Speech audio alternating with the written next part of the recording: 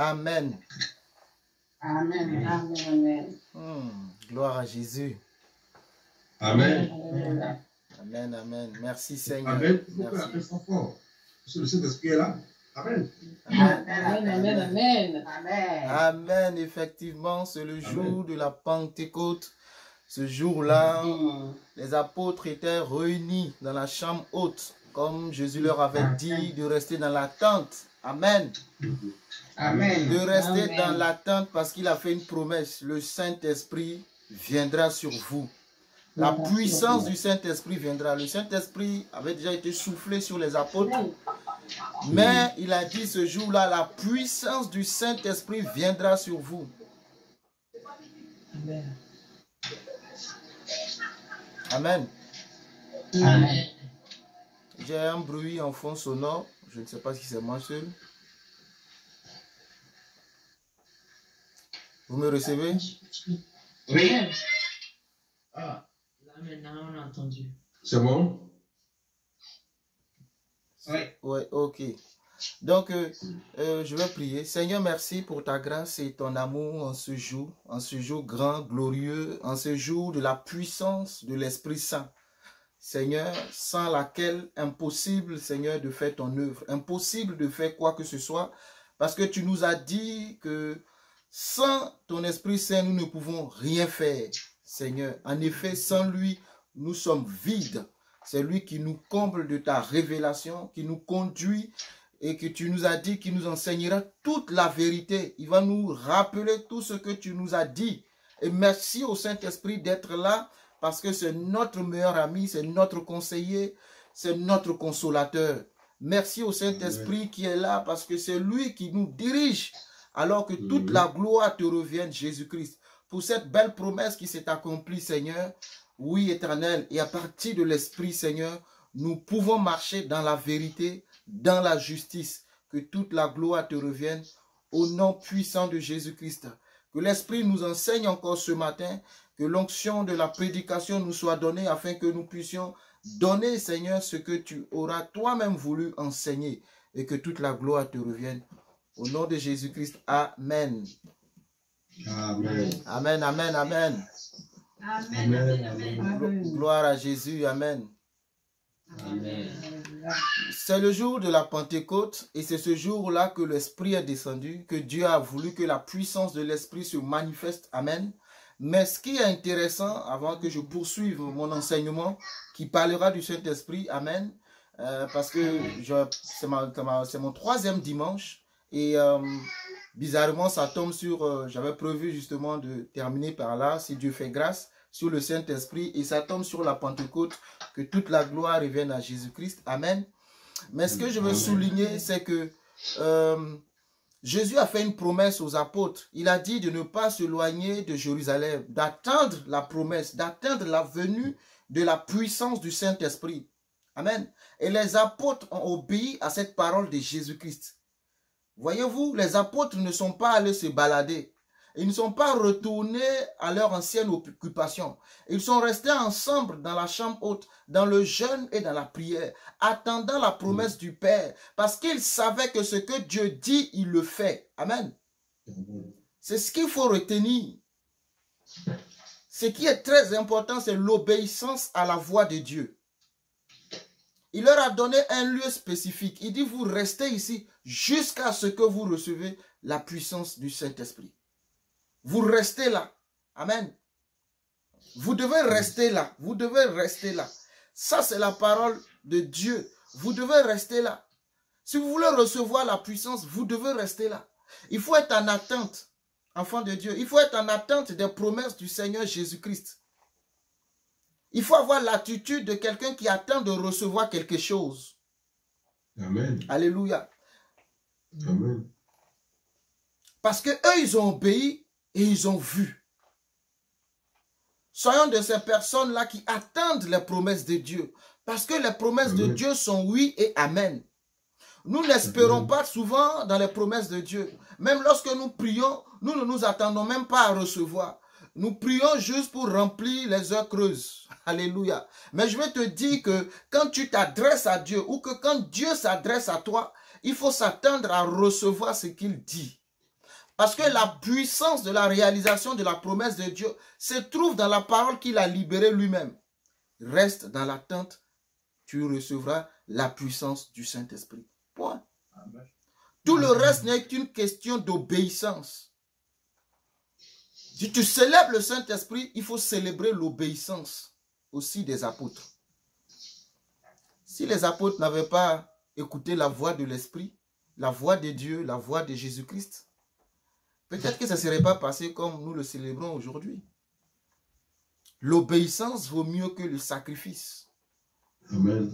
L'obéissance à la voix de Dieu vaut mieux que toute autre chose. Parce que Dieu honore sa parole. Amen. Il faut commencer à rentrer dans cette attitude de ton adoration où tu attends ce que Dieu dit et tu crois en cela fermement. C'est ça la foi. La foi obéit au principe de l'obéissance. La fidélité, l'obéissance et l'intégrité. Il faut rester dans l'obéissance de la parole de Dieu. Amen. Ça a un jour glorieux. Et quand vous méditez Actes des Apôtres, vous voyez que la puissance de Dieu s'est déployée. Ils avaient déjà reçu le Saint-Esprit, mais ce jour-là, la puissance de Dieu s'est déployée. Et vous avez vu, des gens ordinaires sont devenus des hommes extraordinaires. Amen. Alléluia.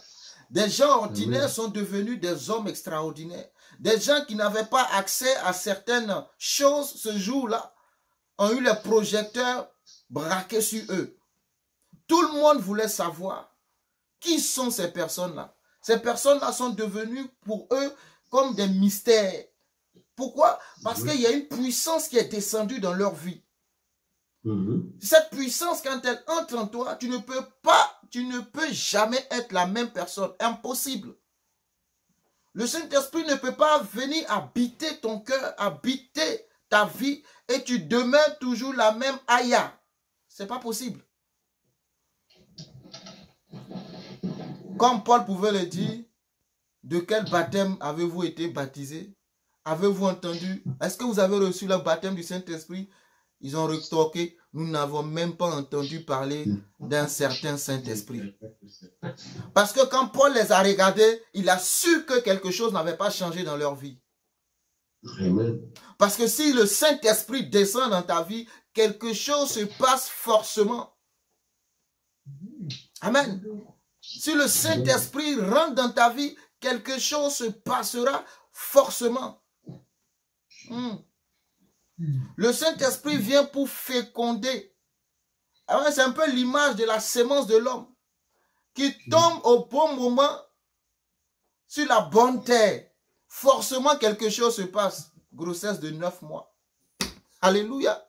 C'est comme ça qu'il faut voir. La puissance du Saint-Esprit ne peut pas descendre dans ta vie et tu es toujours là en train de vivre les mêmes histoires. Non, non, revois-toi. De quel Saint-Esprit as-tu été baptisé?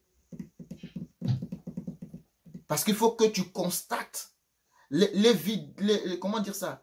L'évidence de la présence du Saint-Esprit dans ta vie te fera attester que quelque chose a changé dans ta vie. Toi-même, tu constateras que tu n'es plus la même personne. Tu n'as pas besoin même du témoignage des autres d'abord. Mais toi-même, au fond de toi, tu sais. Tu sais que je ne suis plus le même Charles. Il y a quelque chose qui s'est passé. Toi-même, tu le sais. La célébration de la Pentecôte, de l'Esprit Saint, ce n'est pas juste une fête où il faut célébrer. Oui, c'est une fête, mais au-delà de la fête, il faut qu'il y ait un effet positif. Il faut qu'il y ait l'impact dans ta vie toi-même. Il ne faut pas juste chanter des cantiques. Il ne faut pas juste dire c'est la Pentecôte, t'habiller avec de belles robes, gloire à Jésus, de beaux costumes, gloire à Jésus. Mais il faut que de l'apparence que tu veux montrer au monde qu'aujourd'hui, tu es beau, tu es belle. Il faut qu'à l'intérieur de toi, le Saint-Esprit arrive à t'embellir de la même façon. Que le Saint-Esprit arrive à transformer quelque chose en toi. Qu'il te donne de pouvoir enfanter la vision de Dieu, de manifester la gloire de Dieu. Amen. Il faut que quelque chose, quand tu regardes ta vie hier, tu regardes ta vie aujourd'hui, tu te dises que je suis passé quelque part, je m'en vais quelque part parce que le Saint-Esprit est avec moi. Et ensuite, il faut que les autres arrivent à témoigner dans ta vie pour dire effectivement, ce gars a changé. Cette dame a changé. Ce monsieur n'est plus le même. Quelque chose, dis-nous qu'est-ce qui se passe. Parce que tu seras ivre, rempli de l'esprit comme Pierre. Et tu n'as même plus peur d'être exposé. Comme le disait le pasteur tout à l'heure, tu n'as même plus peur de la mort. Amen. Oui, même quand on va pour te battre de verre, de fer, de bois, de je ne sais quoi, parce que tu suis ce Dieu-là, tu n'as même plus peur de la mort. Parce que tu sais que désormais, tu as une certitude de là où tu vas. Ce n'est pas un à peu près. Non, mais c'est une certitude. Que là où je vais, c'est dans le meilleur endroit que je m'y rends. Parce que Dieu me conduit par le Saint-Esprit. Tu n'as pas peur des critiques, tu n'as pas peur des moqueries, tu n'as pas peur des injures, tu n'as pas peur d'être maltraité, tu n'as pas peur d'être traîné devant les tribunaux. Parce que le Saint-Esprit sera avec toi. Et Jésus leur a dit, au même moment, quand vous serez menés devant les tribunaux, ne vous inquiétez pas de ce que vous allez dire. Parce qu'à l'instant même, tu n'as pas peur d'être jugé. C'est ça la puissance du Saint-Esprit. La peur ne t'anime plus. Ce qui t'anime, c'est la crainte de Dieu. Ce n'est pas la peur du diable. Tu n'as pas peur des démons. Tu n'as pas peur des sorciers. Parce que celui qui est en toi est plus grand que celui qui est dehors, qui te combat. Alléluia. C'est ça qu'il faut voir de la puissance du Saint-Esprit qui est descendu. Il faut que tu entres en toi-même et que tu regardes dans ta propre vie. Que tu regardes, est-ce que je suis une nouvelle personne? À tous ceux qui l'ont reçu, à ceux qui croient en son nom, elle leur a donné le pouvoir de devenir enfants de Dieu.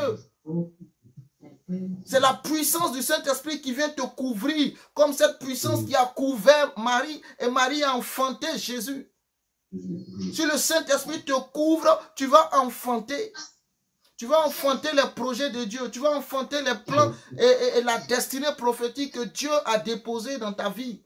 Si le Saint-Esprit te couvre, si la puissance d'en haut te couvre, tu marches avec une certaine assurance. Tu marches avec une certaine, je ne sais pas moi, la sérénité t'habite. Tu ne trembles pas. Non, ce sont les démons qui croient en Dieu et qui tremblent. Toi, tu crois en Dieu, tu ne trembles pas. Tu crains Dieu. Amen. Tu honores Dieu, tu adores Dieu. Alléluia. Nous voulons grande gloire à Jésus-Christ pour cette promesse qui s'est accomplie. Est-ce que la promesse est aussi pour toi? Oui. Mais est-ce qu'elle s'est accomplie? Pose-toi la question. Pour les apôtres, oui, ça s'est accompli. Et nous avons vu les résultats.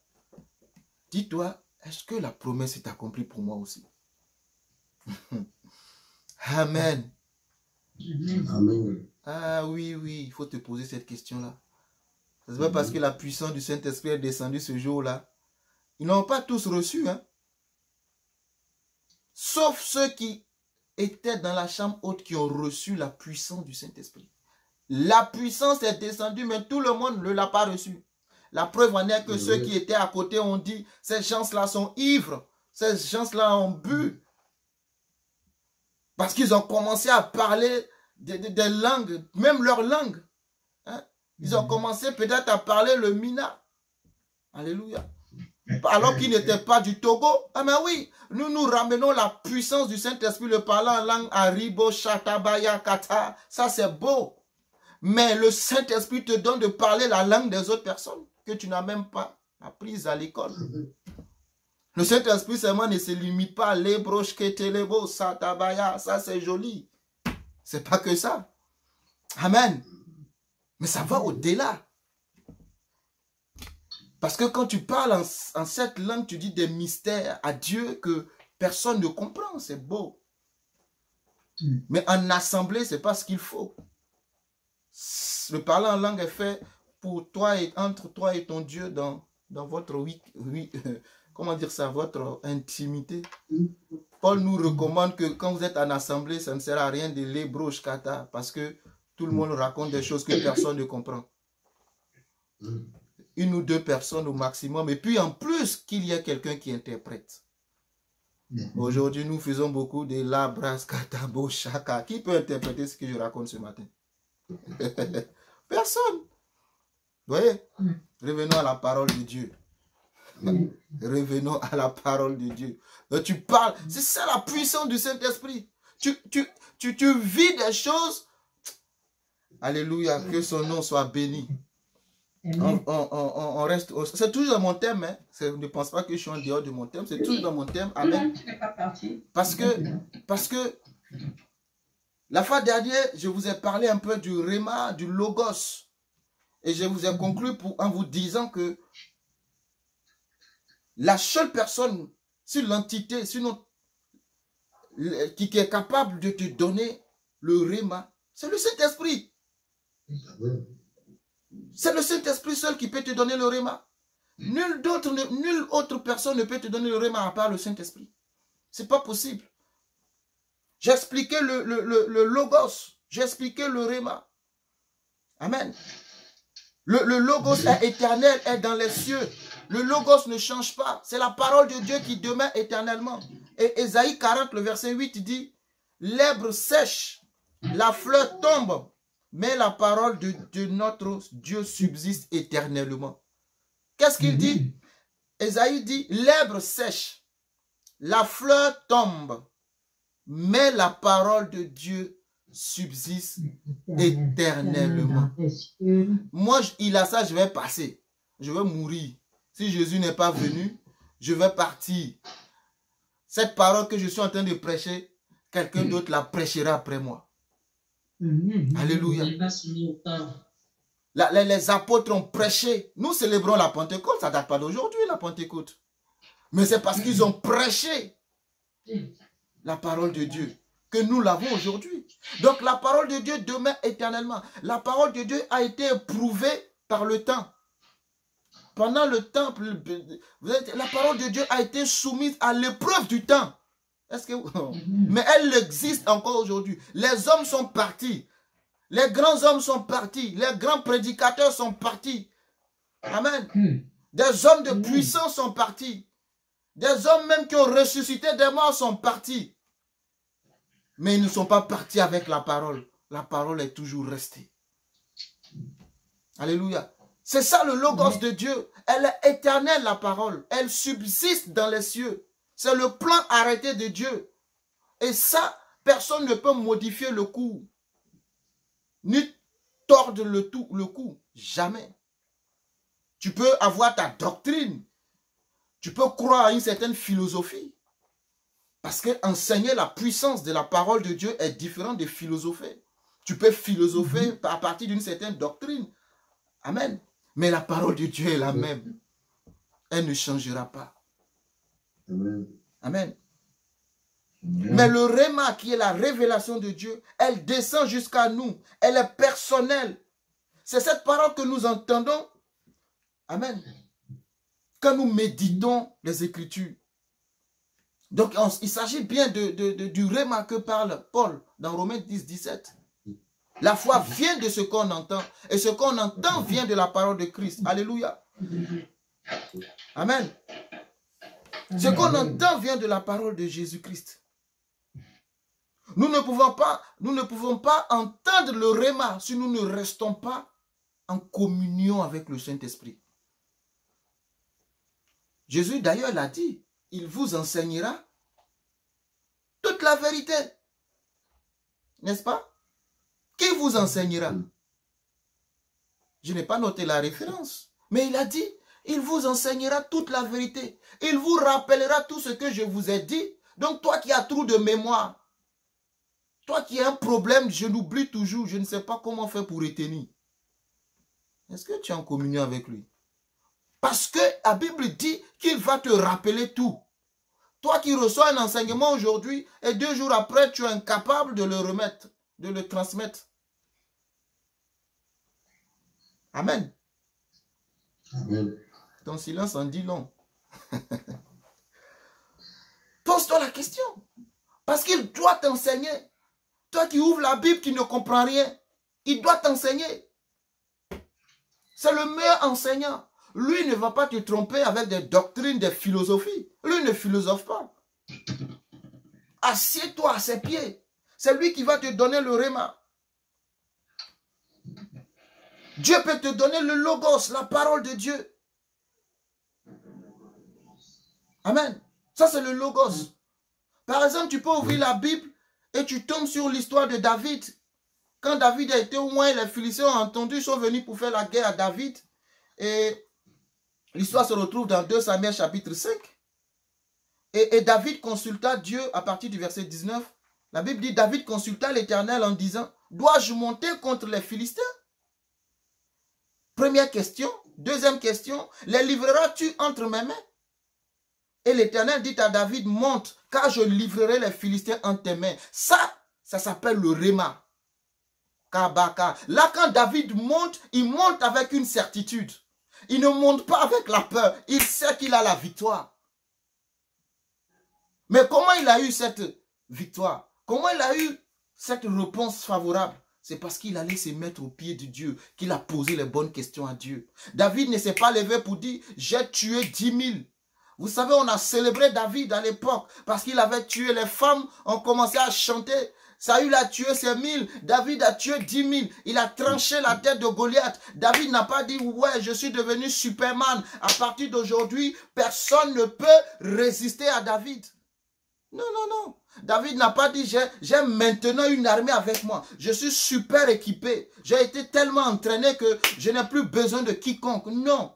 David allait se soumettre à la présence de Dieu. Il est allé consulter Dieu. Numéro 1, est-ce que je dois monter? Voici l'attitude d'un enfant de Dieu. Numéro 1, est-ce que je dois monter contre les Philistins? C'est pas parce que Dieu est avec toi que tu te lèves.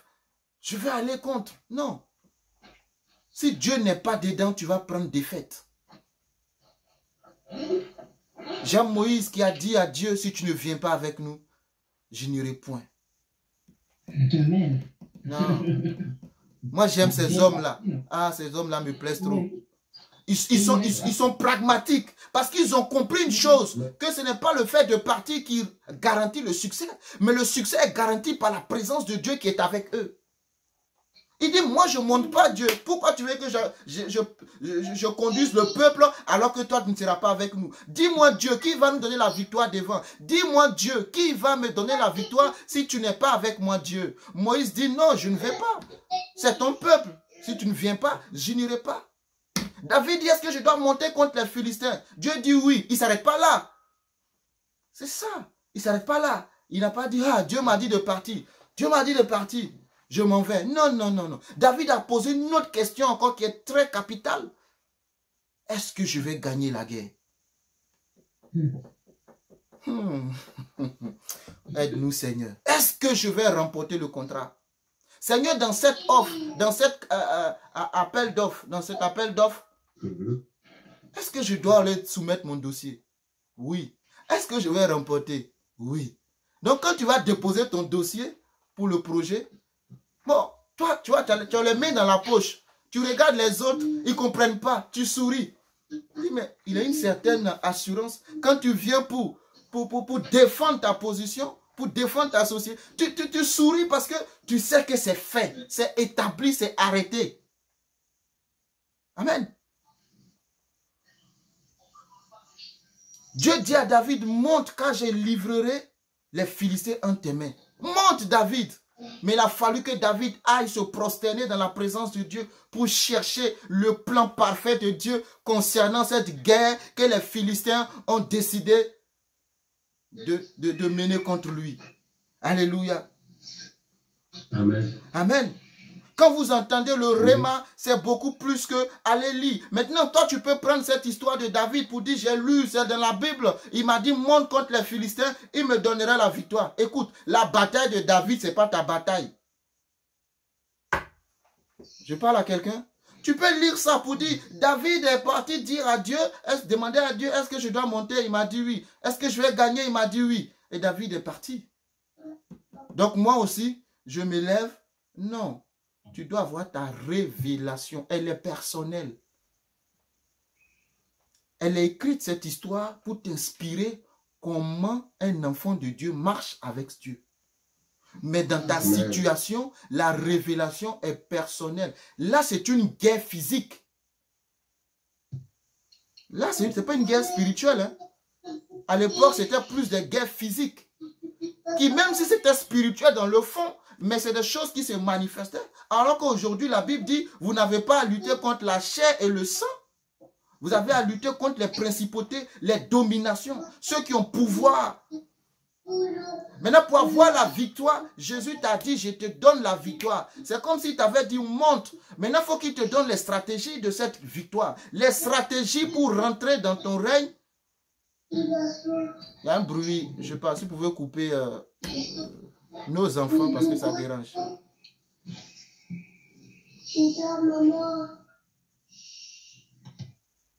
Merci. David est allé à une guerre physique. Mais toi, tu ne peux pas te lever pour aller comme ça, dire que... non, il te faut une révélation dans chaque situation. Amen. La foi vient de ce qu'on entend. Et ce qu'on entend vient du rhéma de Christ, de la parole de Dieu. Amen. Mais il faut que tu restes dans la méditation de la parole pour recevoir le rhéma, pour recevoir le rhéma. Et David encore, c'est un homme extraordinaire, dira que ta parole est une lampe à mes pieds, une lumière sur mon sentier. Qu'est-ce qu'est la lampe? C'est ta parole. C'est ta parole, c'est la révélation que tu me donnes. Elle m'éclaire, elle m'oriente, elle me guide. À chaque pas de ma vie, c'est ta parole qui m'éclaire. C'est ta parole qui me dit, pose le pied ici, ne pose pas le pied là. C'est elle qui m'éclaire. C'est ça le rhéma. Le rhéma, ce n'est pas de savoir tout ce que Dieu t'a interdit de faire. Le rhéma, c'est pas ça le rhéma. Le rhéma, c'est de savoir faire tout ce que Dieu t'a demandé de faire. Tu rentres dans la révélation et dans la pensée exacte de Dieu. Tu ne tues pas, tu ne voles pas, ça c'est le logos, c'est des choses établies, c'est comme ça. Ça c'est pas un rhéma. Un homme qui naît n'a pas besoin du rhéma pour savoir qu'il ne faut pas tuer. Non, il sait, il ne tue pas, on vit en société. Mais pour ta destinée, pour ta vie, tu as besoin du rhéma. Alléluia. Amen. Je livrerai. Et encore le même David, quand vous lisez au verset 22, les Philistins sont venus encore à nouveau. Les Philistins montaient de nouveau pour attaquer et se déployaient dans la vallée de Réphaïm. Verset 23, David consulta l'Éternel et l'Éternel dit, tu ne monteras pas. Oh, l'Éternel des armées, je t'aime beaucoup. L'Éternel dit à David cette fois-ci, tu ne monteras pas. Ta victoire acquise hier, c'est par l'écoute de la voix de Dieu. David est trop sage. Il vient encore pour dire, hier j'ai battu les Philistins. Moi je n'irai pas encore en guerre. Les Philistins me cherchent des histoires. C'est pas parce que Dieu est avec toi qu'il faut se lever pour courir dans toute bataille. David retourne encore consulter Dieu. Il cherche le rhéma de la situation. Est-ce que je dois monter? Mais si, regardez, chaque jour, tu dois renouveler ta pensée. Tu dois renouveler la méditation de la parole. Chaque jour, tu dois rentrer dans l'intimité avec le Seigneur. Parce que la réponse de Dieu hier n'est pas la même aujourd'hui. Je suis en train de te parler du rhéma. Je parle bien du rhéma. La réponse de Dieu hier n'est pas la même aujourd'hui. Et je comprends mieux Jésus qui disait en Matthieu chapitre 4, verset 4, que l'homme ne vivra pas seulement de pain, mais de toute parole qui sort de la bouche de Dieu. David, tu as eu le pain pour aller contre les Philistins, c'est-à-dire la victoire. J'ai libéré la victoire sur toi. David revient encore consulter Dieu. Et Dieu lui dit cette fois-ci, tu ne monteras pas. Maintenant, si David n'était pas quelqu'un qui cultivait une intimité avec Dieu, il pourrait se baser si la victoire passait et se lever gaillardement encore avec ses hommes pour dire, Dieu m'a dit de monter qu'il livre les Philistins. Encore les mêmes Philistins. Qu'est-ce qui a changé? Rien du tout. C'est les mêmes Philistins qui sont revenus. Je suppose que, bah oui, mais David pouvait se dire que Dieu m'a dit de monter. Est-ce que ça vaut encore la peine d'aller déranger Dieu? Oui, mon frère. chaque jour, il vaut la peine d'aller déranger Dieu pour recevoir ton pain quotidien. Il vaut la peine. Amen.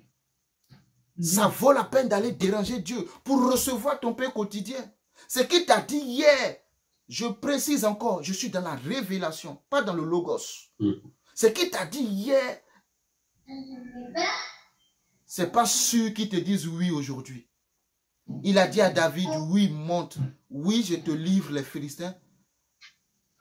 Mais le jour d'après, il a dit, non, David, tu ne monteras pas.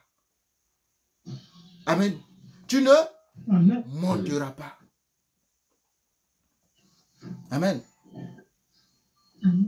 Ça, c'est le réma. Vous voyez, et je poursuis avec un exemple, merci Saint-Esprit, de Jacob.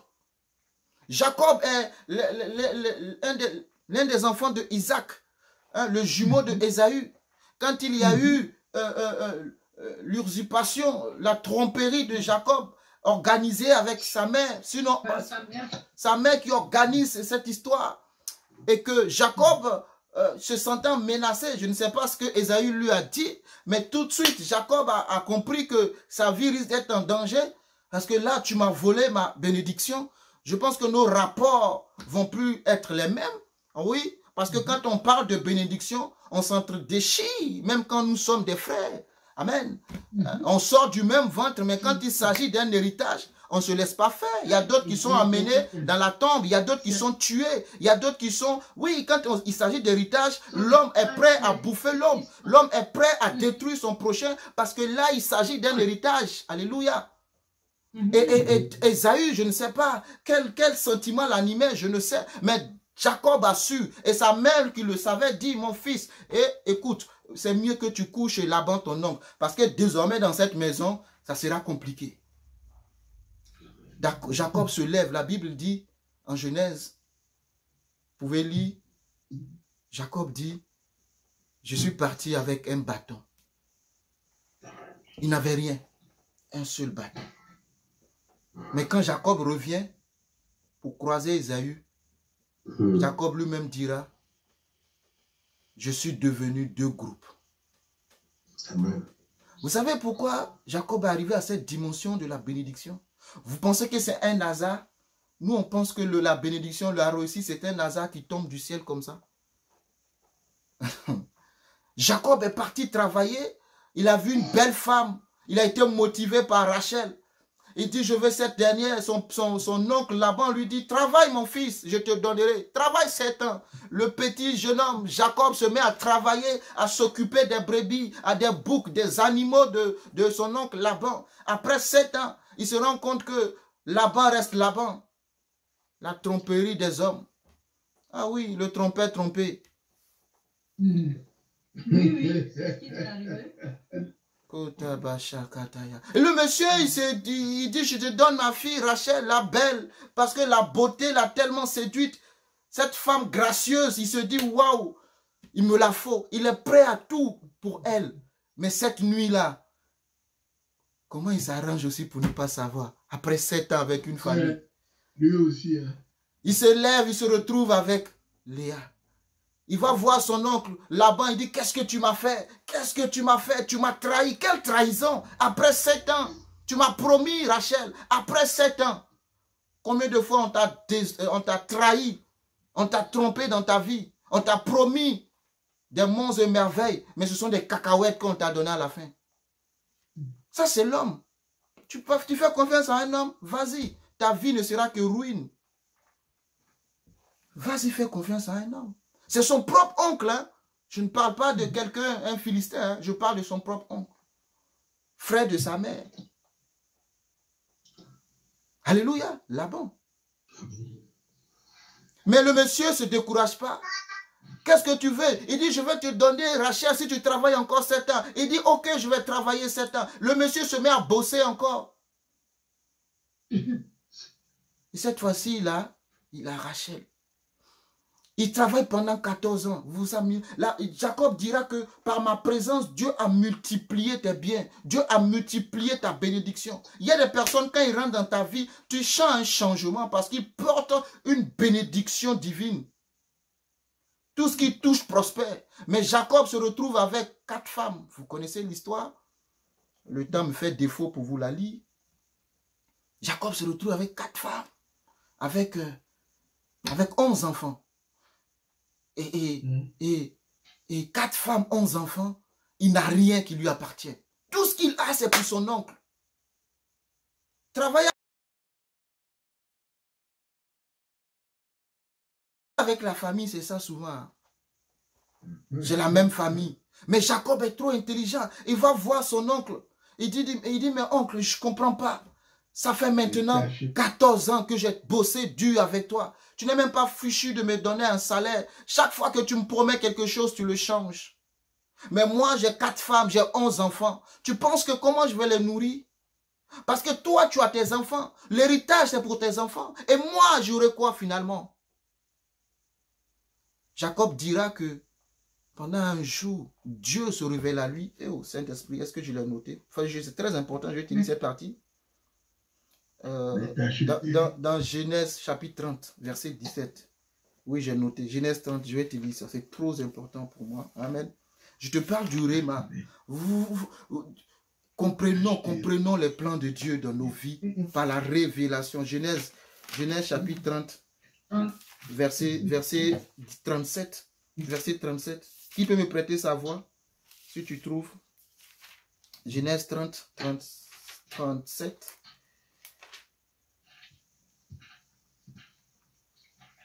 Jacob prit les branches vertes de peuplier, d'amandier et de platane. Il y pela des bandes blanches, mettant à nu le blanc qui était sur les branches. Puis il plaça les branches qu'il avait pelées dans les orges, dans les abreuvoirs, sous les yeux des brebis qui venaient boire, pour qu'elles entrent en chaleur en venant boire. Je continue. Les brebis entraient en chaleur près des branches et elles faisaient des petites rayées tachetées et marquetées. Jacob séparait les agneaux et mettait ensemble ce qui était rayé et tout ce qui était noir dans le troupeau de Laban. Il se fit ainsi des troupeaux à part qu'il ne réunit point au troupeau de Laban. Toutes les fois que les brebis vigoureuses entraient en chaleur, Jacob plaçait les branches dans les orges sous les yeux des brebis pour qu'elles entrent en chaleur près des branches. Quand les brebis étaient chétives, il ne les plaçait point, de sorte que les chétifs étaient pour Laban et les vigoureuses pour Jacob. Que cela soit ainsi. Amen. Cet homme devint de plus en plus riche. Voici où ça commence. Cet homme devient de plus en plus riche. Il eut du menu bétail en abondance, des servantes et des serviteurs, des chameaux et des ânes. Alléluia. Amen. Et Jacob lui-même dira au verset 7 du chapitre 31, « Et votre père s'est joué de moi, il a changé 10 fois mon salaire, mais Dieu ne lui a pas permis de me faire du mal. » Et au verset 10, « Au temps où les brebis entraient en chaleur, je levai les yeux et je vis en songe. » Je fais quoi? Je levai les yeux, comme pour dire à la montagne de Dieu, « As-tu oublié le vœu que je t'ai fait? » Parce que Jacob a fait un vœu quand il fuyait son frère. On en reviendra un jour. Le pasteur a dit de faire un séminaire sur les vœux. On en reviendra un jour. Jacob a fait un vœu quand il fuyait son frère. Il a dit à Dieu de le bénir.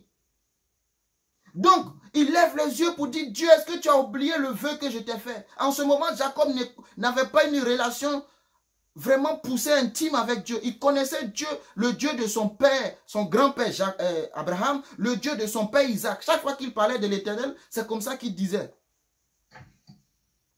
Il ne connaissait pas grande chose, mais il savait que ce Dieu-là honore toujours sa parole.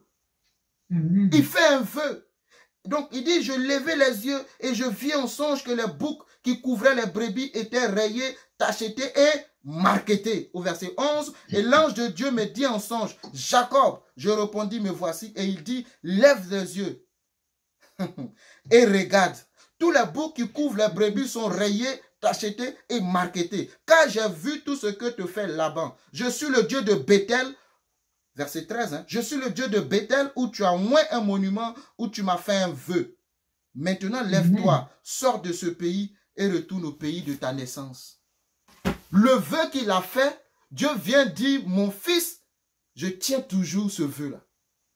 Et qu'est-ce que l'ange a montré à Jacob? Jacob a vu des boucs, des brebis marquetées, tachetées. Donc Jacob s'est dit quoi? Tiens, Dieu veut me donner une telle bénédiction.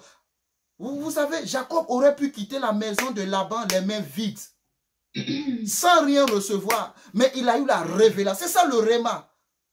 En songe, Dieu lui parle. Il dit, maintenant il faut qu'il trouve la stratégie. Le petit est sage pour pouvoir faire transfert de bénédiction. Je décrète et déclare que tous ceux qui t'ont volé dans ton travail, il y aura transfert de bénédiction. Au nom de Christ Jésus.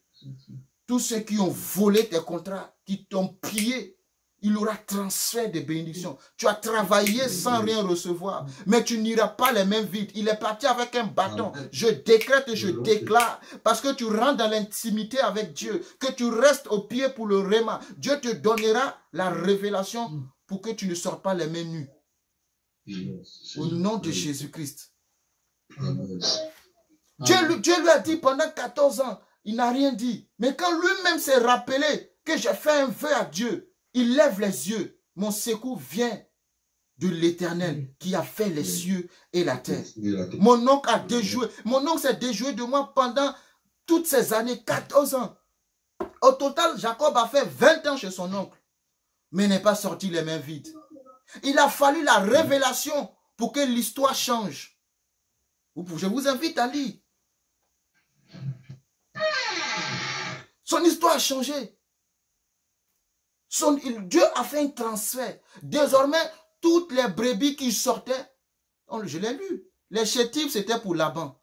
Mais les gracieuses, il mettait sa stratégie qu'il a trouvée. Qui lui a dit qu'il faut aller couper le peuplier, qu'il faut prendre l'amandier, qu'il faut prendre le platane, qui lui a dit qu'il faut comment ça s'appelle, enlever la peau sur la... Qui lui a donné toutes ces stratégies-là? Vous dites-moi, qui lui a dit ça? Le succès n'est pas un hasard. Hein? Le succès n'est pas un hasard. Prie Dieu pour qu'il te donne la révélation dans ce que tu es en train de faire. Prie Dieu. Tu n'auras pas à lutter. Non. Jacob, quand il a compris, il allait le dire à son oncle, désormais, voici le deal qu'on fasse. Parce que je sais que tu ne respectes jamais ta parole. Maintenant, c'est moi qui donne le deal. Il te donc dit qu'est-ce que tu veux. Dis ce que tu veux. Dis non. Écoute, voilà ce qu'on va faire. Moi, je ne veux pas ce qui est déjà là. On va partir à zéro. On va partir à zéro. On va voir? On va partir à zéro. Désormais, tout ce qui est marketé, tacheté, rayé, c'est pour moi. Ce qui sortira à partir de maintenant. Maintenant, tout ce qui est clean, c'est pour toi. Parce que Jacob savait que Dieu vient de me faire un transfert. Il vient de me faire un transfert de la bénédiction de Laban dans ma vie. Désormais, qui est l'auteur des brebis? Dieu désormais lui donne la stratégie. Et chaque fois que les brebis venaient, Jacob mettait la stratégie en place. Et Laban, sans s'en rendre compte, qui se ne doutait de rien, tout d'un coup, transfert de bénédiction. La révélation de Dieu va t'éviter de souffrir. Ah Seigneur, la révélation de Dieu va t'éviter de souffrir. Quand Dieu te donne le réma. Le réma, ce n'est pas seulement le réma pour aller au ciel. Même sur la terre, dans chaque domaine de ta vie, même dans ton mariage, même dans tes entreprises, il faut que tu aies le réma. Tu as besoin de la révélation de Dieu. La révélation de Dieu ne peut pas s'acquérir loin de Dieu. C'est dans sa présence. Je levai les yeux et je vis en songe l'ange de l'Éternel. Parce que j'ai fait un vœu à Dieu. Où tu en es, toi, dans tes entreprises? Tu penses multiplier ton chiffre d'affaires comment? Comment tu penses multiplier ton chiffre d'affaires? Comment? C'est une parole personnelle. Aujourd'hui, toi, tu ne gères pas des brebis. Tu faut aller couper le peuplier, couper l'amandier, mélange comme tu veux. Tu auras des brebis. Tu ne gères pas des brebis. Tu ne gères pas des brebis. Peut-être que tu gères une société, tu gères des hommes. Tu gères un marché. Tu gères, je ne sais pas moi, je sais pas. Mais tu ne gères pas des brebis. Mais de ce que Dieu a écrit ça dans la Bible, il faut que tu partes lui dire, Seigneur, dans mon activité, dans l'expansion de mon activité. Quelle stratégie dois-je mettre en place? C'est bien tes managements d'entreprise, ta gestion, c'est bien tout ça. C'est bien d'avoir fait les grandes universités pour recevoir le gros diplôme de comment gérer une société. C'est bien tout ça, mais il te faut une lumière. Il te faut une révélation. Oui. Si tu veux accroître, si tu veux aller comme une étoile. Oui, il te faut une révélation. Le monsieur Jacob ne retourne plus les mains vides. Et même ses enfants, les enfants de Laban, on dit, on voit que vraiment Dieu a tout pris de ce qui était à notre père et tu l'as donné. L'injustice a été réparée. Amen. L'injustice a été réparée. Par quoi? Par la présence de Dieu. Une parole a suffi. Il a fait combien? Un seul songe a suffi. Pour que 20 ans de misère soient transformés. Un seul songe, une seule parole. Ça, c'est le réma de Jacob. Alléluia. Ça, c'est le réma de Jacob. Quand tu as le logos, tu dois atterrir dans le réma, ce qui est personnel, ce qui crée la foi en toi, ce qui te dira, yes, je l'ai saisi, je ne lâche pas, je vais y arriver parce qu'il me l'a montré, je l'ai vu, je l'ai vu. J'ai vu les brebis marketées, je les ai vues, Dieu me les a montrées. Désormais, toutes ces brebis sont à moi. Mais ne pas rester paresseux, en parenthèse. Ne sois pas un chrétien paresseux. Oui, oui, oui. Ne sois pas un chrétien paresseux. Il n'est pas resté paresseux, il n'est pas resté couché pour dire, Dieu me l'a montré, ça va se faire. Non.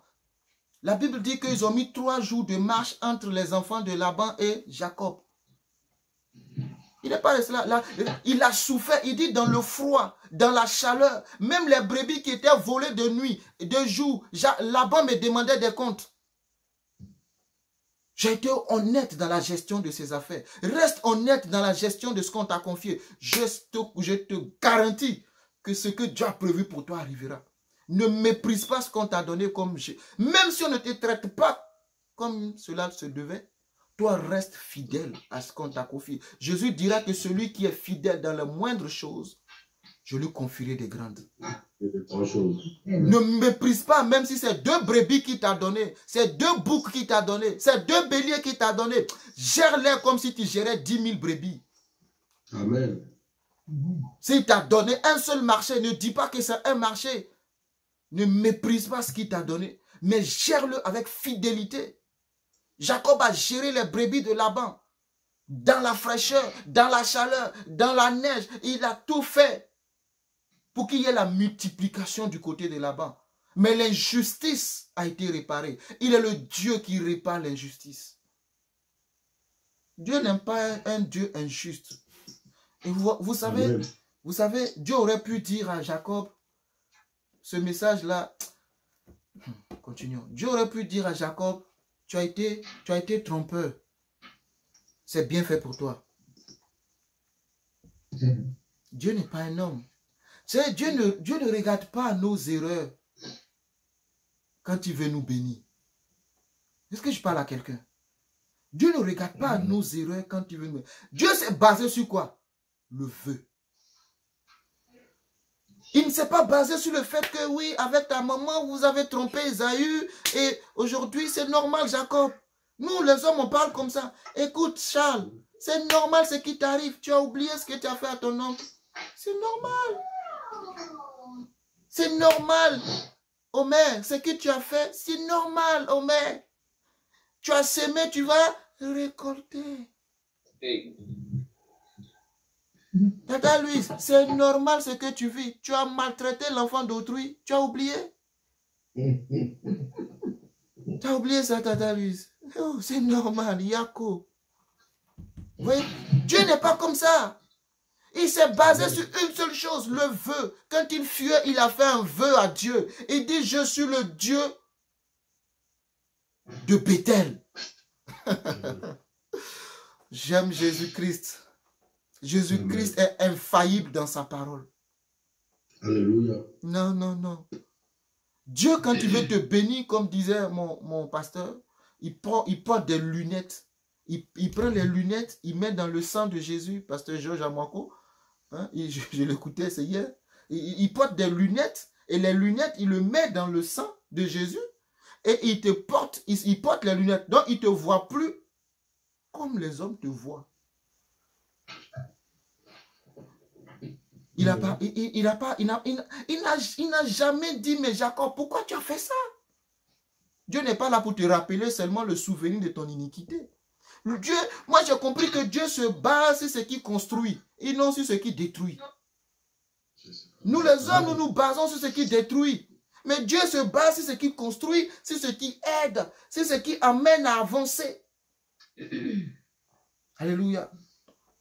Son père Jacob, son grand-père Abraham a vu la promesse accomplie.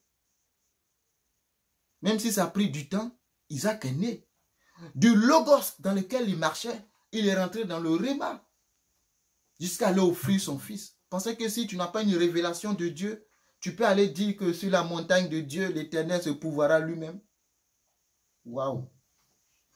Va tuer un fils que tu as fait 25 ans pour avoir, qui a même voulu, à cause d'un fils, ton foyer a failli se diviser. Et ce fils arrive et Isaac, on me dit, va crucifier Isaac. Va tuer Isaac. Hein? C'est l'image de Jésus-Christ, la crucifixion d'Isaac, le sacrifice. Vous pensez qu'il va aller le faire comme ça? Qui lui a dit, qui lui a donné cette parole? Il a désormais compris à partir de Genèse 17. Waouh, ce Dieu avec qui je marche. Attends, il ne faut pas que je m'amuse avec lui. Il est le Dieu tout-puissant. Il ne peut pas me donner quelque chose et le reprendre comme ça. C'est Dieu qui a donné, c'est Dieu qui a repris. Que le nom de Dieu soit béni. Mon frère, ce n'est pas tous les jours vrai. Hein? Amen. Il part pour offrir son fils. Il revient avec une récompense éternelle. Abraham, votre père, a tressailli de joie de ce qu'il verrait mon jour. Et il l'a vu. Il s'est réjoui. Où est-ce qu'il l'a vu? Jean chapitre 8, verset 56. Amen. Cultivez votre capacité, hein, à écouter Dieu. Si vous voulez avoir la foi ne s'obtient pas dans la prière. La foi s'obtient dans l'écoute de la parole de Dieu. Et quand quelqu'un qui écoute la parole de Dieu se termine toujours dans la prière. Alléluia. Cultivez votre capacité d'écoute. Parlez moins et laissez Dieu vous parler dans vos moments personnels avec lui. Dans votre moment d'intimité. Soyez ouverts à ce que Dieu vous dit. Alléluia. C'est de cette façon que vient la foi. Et le réma est toujours en accord avec les Écritures. J'ai expliqué ça la fois dernière. Le réma est toujours en accord avec les Écritures. Ne dis pas, Amen. Dieu m'a dit en songe que je peux aller épouser une deuxième femme. Mon ami, pas venir, ça c'est le diable qui a parlé. Quand tu te lèves comme ça, tu dis Satan, je te lis arrière de moi. Il ne faut pas venir dire que j'ai vu un songe, Dieu m'a révélé. Pendant que je méditais, j'ai vu Salomon avec 300 femmes, 700 concubines. J'ai la révélation. Waouh! Quelle révélation! Mon pasteur m'a toujours dit que l'homme a droit à une seule femme. Et moi, je viens de lire que Salomon a eu 300 femmes, 700 concubines. Est-ce que mon pasteur a vu cette révélation? Non! Ça, c'est un réma puissant. Et tu vas dire à ta femme, désormais, tu ne seras plus seul dans cette maison. Je vais aller prendre une deuxième, une troisième et voir une quatrième. Je suis gentil. Je me limite à une cinquième. Sinon, la révélation, c'est que Salomon en a eu 300. Non, la révélation est toujours en accord avec la parole de Dieu.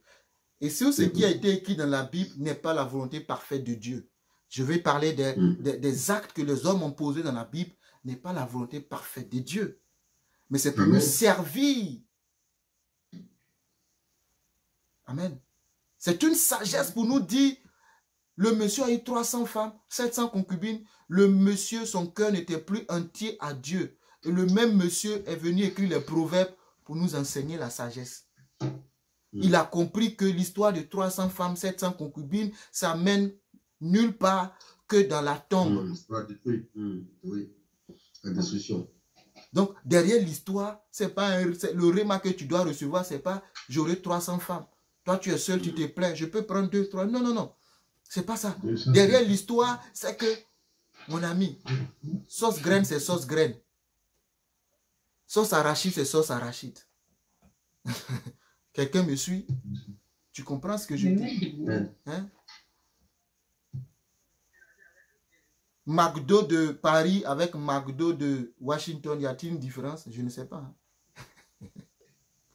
Alléluia. McDo de Fontenay avec McDo de Marseille, y a-t-il une différence? Mon frère, c'est que Dieu t'a donné, attrape-le bien. Amen. Ne te cherche pas des histoires dehors. Ça ne va te mener nulle part. Amen. Amen. Et je vais terminer avec cette femme. Parce que Romains 10, 17, la foi vient de ce qu'on entend. Je peux pas, je veux que je parle de cette femme dans Marc chapitre 5. Jacob, c'était une parenthèse très longue, mais qui était utile. Amen. Marc chapitre 5. Amen. Verset 21, la Bible dit Jésus dans la barque regagna l'autre rive, où une grande foule s'assembla près de lui. Il était au bord de la mer.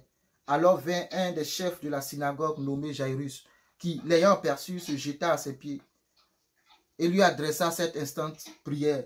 Ma fille est à l'extrémité, c'est-à-dire ma fille est malade, elle est en train de souffrir. Viens, impose-lui les mains afin qu'elle soit sauvée et qu'elle vive. Jésus s'en alla avec lui et une grande foule le suivait et le pressait.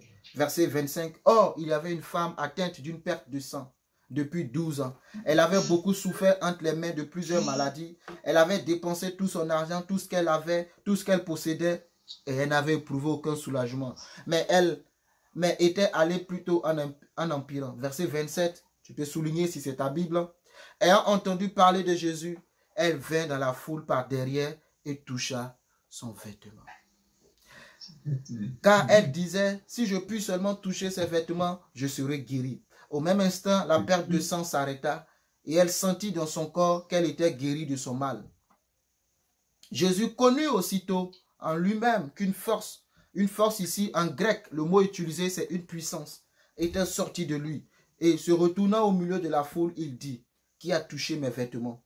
Ses disciples lui disent, tu vois la foule qui te presse et tu dis, qui m'a touché? Il regardait autour de lui pour voir celle qui avait fait cela. Précision, celle, pas celui, mais celle qui avait fait cela. Parce que Jésus le savait. La femme effrayée et tremblante, sachant que c'était ce qui s'était passé en elle, vint se jeter à ses pieds et lui dit toute la vérité. Verset 34. Mais Jésus lui dit, ma fille, ta foi t'a sauvée, va en paix et sois guérie de ton mal. Amen. Ma foi t'a sauvé, ta foi t'a sauvé, va en paix et sois guérie de ton mal. C'est une très belle histoire d'une femme qui, 12 ans en arrière, souffrait beaucoup, avait une perte de sang. Mais cette dernière a entendu parler de Jésus. Comment entendront-ils parler si personne ne prêche? Comment croiront-ils si personne annonce? C'est pourquoi tu dois annoncer la parole de Dieu autour de toi. Ce qui crée la foi, c'est la prédication de la parole. Alléluia. La prière ne crée pas la foi. C'est la prédication, c'est le fait d'entendre la voix de Dieu qui crée la foi. Qui entendent l'évangile, c'est ce qui crée la foi. Si tu n'as pas la foi, pourquoi tu pries? Parce que ta prière ne serait pas exaucée. Pourquoi? Parce que tu n'es pas agréable à Dieu. Donc Dieu ne va pas exaucer des gens qui ne lui sont pas agréables. Si tu n'as pas la foi, ne prie pas. Cette femme a entendu parler de Jésus-Christ. La Bible précise que ayant entendu parler de Jésus, qu'est-ce qui crée la foi? C'est Jésus qui crée la foi par la prédication de la parole. Elle est venue en arrière pour toucher le vêtement. Elle ne pouvait pas venir face à Jésus parce que cette femme est interdite dans l'assemblée. La Bible précise en Lévitique que... Lévitique, est-ce que j'ai noté la référence? Celui qui perd du sang ne doit pas s'approcher du peuple. La femme qui perd du sang de manière normale par ses cycles doit observer une certaine conduite pendant 7 jours. Quand vous lisez Lévitique, la Bible en parle. Mais ça ne s'arrête pas là. La Bible continue pour préciser que mais une personne qui perd régulièrement, c'est-à-dire tout le temps du sang, elle doit être hors du camp. Pourquoi? Parce que cette personne-là va souiller, elle va rendre impur le peuple. Mais cette femme, pendant 12 ans, perdait du sang. Donc, elle est exclue du peuple. Elle ne peut pas venir au milieu des gens. Amen. Amen. Elle ne peut pas venir au milieu des gens. Le réma est au présent. La révélation que Dieu te donne n'est pas au passé ni au futur, mais c'est au présent. Pendant que je suis en train de te parler, c'est le présent, je te parle. Et pendant que je te parle, Dieu va te donner une révélation. Vous voyez, c'est le présent. Amen. Mais son action peut être dans le futur. Son action, ce n'est pas dans le passé. Le réma n'a pas d'action dans le passé. L'action du réma, tu la reçois dans le présent. La foi vient de ce qu'on entend. C'est dans le présent. Tu entends, ça vient. Et maintenant, le résultat de la foi peut être dans le futur. Tu ne peux pas avoir la foi pour le passé. Un mort qui est mort, il est mort, c'est fini. Si tu n'as pas eu le réma pendant qu'il est mort, tu ne l'as pas ressuscité, c'est fini. Tu vois? Pendant qu'il est mort, si tu as eu le réma pour le lever de la mort, c'est le présent. Amen. Cette femme a entendu parler de Jésus. Et elle ne pouvait pas s'approcher comme je te l'ai dit tout à l'heure. Pour ne pas être long, je ne vais pas lire. C'est dans Lévitique 15, si je ne me trompe pas, à partir de 19. Elle ne pouvait pas s'approcher. Parce qu'il y a un problème, elle perd du sang. Donc elle vient en arrière.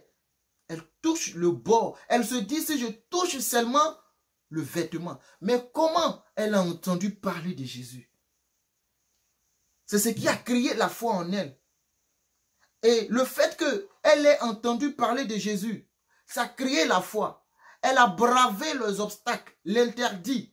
Elle est allée toucher le vêtement. Jésus sut qu'une force était sortie de lui. Une puissance l'avait quitté. La foi va t'emmener à expérimenter le surnaturel. Les médecins n'ont pas eu de solution pour elle. Pas parce qu'ils ne voulaient pas, mais ils ne pouvaient rien faire. Face au cancer, le médecin va te dire, il te reste 3 mois pour vivre. C'est ce que le médecin va te dire. Il va dire, je t'aime, mais je suis dans l'incapacité de te guérir. Cette femme a entendu ça depuis des années. Madame, tu vas mourir demain. Madame, tu vas mourir. Mais elle s'accrochait toujours à la vie. Elle espérait toujours. Jusqu'au jour où elle a entendu parler d'un certain Jésus. Là où le médecin a échoué, Jésus ne peut pas échouer. Amen. Là où le médecin a échoué, Jésus ne peut pas échouer. Mais il est venu avec la foi. Ta foi t'a sauvé, ma fille. Elle a été exposée. Elle qui voulait se cacher, elle n'a pas pu se cacher. Elle a été exposée. La foi t'expose. Alléluia. Parce que le résultat de la foi est palpable et visible. C'est tangible. Elle a été exposée, cette femme. Tu ne peux pas te cacher quand tu es un homme de foi. Parce que les œuvres que tu manifestes seront visibles et palpables. Comment tu vas te cacher? La foi t'a sauvé, ma fille. Qu'est-ce qui l'a sauvé? Sa foi. Quand tu entres en contact avec Dieu, par la foi, tu obtiens un résultat. Ah, je comprends mieux. Hébreux 11. Ceux qui s'approchent de Dieu doivent croire qu'il existe et qu'il est rémunérateur de ceux qui le cherchent. Donc Dieu récompense ceux qui ont la foi et qui s'approchent de lui. Alléluia. Amen. Dieu récompense la foi de ceux qui s'approchent de lui. 12 ans de misère, de maladie. Garde la foi dans ce que tu traverses, dans ce que tu vis. Reste à l'écoute de la voix de Dieu. Tu auras la foi nécessaire pour retrouver ta santé.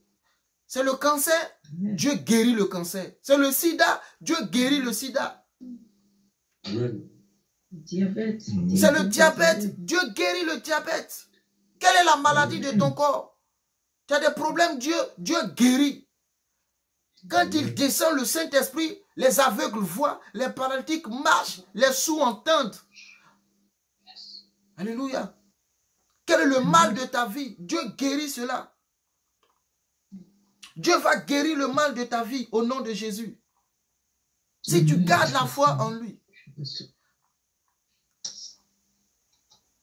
Un homme de Dieu disait que avoir la foi en Dieu, c'est comme déplacer Dieu de là où il est jusqu'à toi. Si tu es dans un rang de 5000 personnes, Dieu va déplacer les 4999 pour venir à toi parce que c'est chez toi que se trouve la foi. Dieu ne considère pas le premier arrivé, l'ordre d'arrivée. Dieu ne considère pas l'ordre d'arrivée. Dieu considère l'ordre de la foi. Je vais vous dire que ce Jésus était en route, quand j'ai lu, pour aller guérir une fille qui était malade. La fille avait 12 ans. Ils sont venus dire à Jésus, viens guérir. Jésus n'a pas dit non, il était en chemin. Il partait guérir cette fille. Mais cela n'a pas empêché la femme de rentrer dans le miracle. Jésus n'a pas dit, je vais aller guérir d'abord la fille de Jairus avant de venir te guérir, madame. Elle n'a même pas posé de questions à Jésus. Quand tu touches Jésus, tu guéris. Jésus te touche, tu guéris. Dans tous les cas, tu guéris. Tu rencontres, Jésus te rencontre à la piscine de Bethesda, 38 ans de maladie, il te guérit. Amen. Tu viens rencontrer Jésus, Jésus te guérit. Jésus n'a pas dit, laisse-moi aller d'abord guérir la fille. Non. Sa foi a arrêté Jésus dans sa marche. Est-ce que ta foi peut arrêter Jésus dans sa marche? On pourrait dire, mais Jésus, toi au moins, madame, ça fait 12 ans que tu as la maladie. Tu ne guéris pas. Ah, madame, tu fais quoi ici? En plus, tu es interdit dans le camp. Madame, pardon. Nous, on parle d'une jeune fille qui a 12 ans. Elle n'a même pas encore fait la vie. Toi, là où tu es, tu es devenu, voilà quoi. Tu es presque dans la tombe. Laisse les enfants profiter de la vie. Pourquoi tu emmerdes Jésus? Il faut emmerder Jésus quand tu as la foi. Jésus aime être emmerdé par ceux qui ont la foi. Alléluia. Amen. Et elle a touché son vêtement, elle était guérie. Mais vous savez, le miracle de la femme a tué l'enfant. Oh, est-ce que je parle à quelqu'un? Le miracle de la femme qui perdait le sang a tué la fille de Jairus. Parce que la dame a retardé Jésus et la fille est morte. Je vais m'arrêter là. Je ne vais pas pousser loin. Amen. J'étais assez nourri, n'est-ce pas? Je vais m'arrêter là. Je vais m'arrêter là. Amen. Le miracle de la femme a tué la fille de Jairus. Mais Jésus est le Dieu de la résurrection. Il n'y a aucun cas qui soit impossible à Dieu. Que tu sois mort ou que tu sois malade, Jésus te guérit. Lazare est mort, il est sorti. Le monsieur à la piscine de Bethesda est malade, guéri. Amen. La fille de Jairus a été ressuscitée. Tout ça, c'est dans la foi. Le monsieur à la piscine de Bethesda n'avait pas de foi. Lazare est mort, il n'avait pas de foi. Mais Dieu a opéré le miracle dans leur vie. Amen. Amen. 1 Jean, je m'arrête. Je ne vais pas pousser plus loin. Je risque de t'envoyer quelque part d'autre. 1 Jean chapitre 5, verset 4 dit, parce que tout ce qui est né de Dieu triomphe du monde. Et la victoire qui triomphe du monde, c'est notre foi. La victoire qui triomphe du monde, c'est notre foi. Que Dieu te bénisse. Amen. Que la grâce de Dieu demeure avec toi. Et que la puissance du Saint-Esprit qui est célébrée en ce jour soit manifeste dans ta vie. Je prie pour toi que tout ce qui a été maladie soit guéri. Amen. Tout ce que les médecins ont déclaré incurable, que Dieu te le guérisse au nom de Jésus-Christ. Au nom de Jésus. Amen. Je prie pour toi que, tel que je parlais de Jacob, que Dieu te donne les révélations dans tes entreprises, afin que tu puisses accroître tes chiffres d'affaires, Que tu te multiplies comme Jacob s'est multiplié. Si tu es parti avec un seul bâton, un seul contrat, que tu te retrouves en multinational dans le nom de Jésus-Christ. Amen. Que Dieu te favorise dans tes activités. Que la paix de Dieu demeure avec toi au nom de Jésus-Christ. Amen. Amen.